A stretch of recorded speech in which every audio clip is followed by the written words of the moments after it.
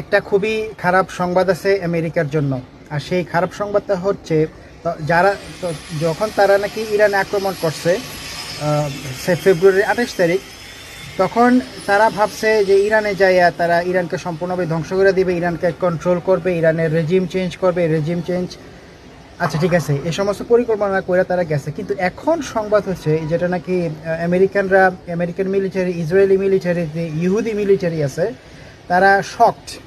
মানে শকড কথাটা বললে হয়তো বা পরিপূর্ণভাবে আর কি জাস্টিস করা হবে না, বলতে হবে তারা খুবই মানে এমন মানে চমক খাইছে যে তারা কল্পনাও করতে পারে নাই যে এটা তারা ফেস করবে। কি ফেস করতেছে তারা বর্তমানে? যারা এখন ইরানে আপনি দেখতে পাচ্ছেন যে আমেরিকা লো ফ্লাইং এয়ারক্রাফটগুলোকে তারা ইরানের আকাশ সীমা দিয়া চালাইতেছে। কেন? কারণ তাদের যে F-15 এবং F-35 পাইলটগুলা, তাদের প্লেনগুলা, পাইলটগুলো যে মানে সবগুলো যে ধ্বংস হয়ে নিচে পড়ছে, ওই লো ফ্লাইং এয়ারক্রাফট দিয়ে ওরা খুঁজে পাইলট কোথায়, এয়ারক্রাফটের র্যাকেজগুলো কোথায়, এগুলো কই পড়ে আছে দেখার জন্য। তো তারা যখন খুঁজতে গেছে তখন দেখা গেছে যে তারা, আপনি জানেন গতকালকে 5টা আমেরিকান এয়ারক্রাফট ধ্বংস হয়েছে। এর মধ্যে অ্যাপাচি হেলিকপ্টার আছে, এর মধ্যে আপনার A-10 ওয়ারহগ আছে, বিভিন্ন রকমের এয়ারক্রাফট আছে।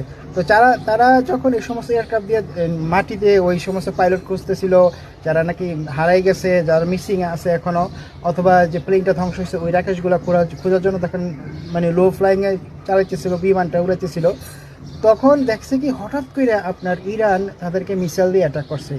তো আমেরিকার ধারণাই ছিল না যে তারা নাম্বার 1 অ্যাটাক হবে, নাম্বার 2 যেই মিসাইলটা দিয়ে অ্যাটাক করছে এটাকে বলে অ্যান্টাই এয়ারক্রাফট মিসাইল।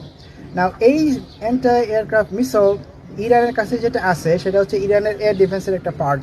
এবং এই যে এয়ারক্রাফট, অ্যান্টাই মিসাইল এয়ারক্রাফট আছে, এটা এত পাওয়ারফুল, এত অ্যাডভান্সড, এমন একটা জিনিস যেটা নাকি আপনার আমেরিকা এবং ইসরায়েলি ইহুদিরা কখনো তাদের স্বপ্নেও কল্পনা করতে পারে ইরানের কাছে এটা আছে।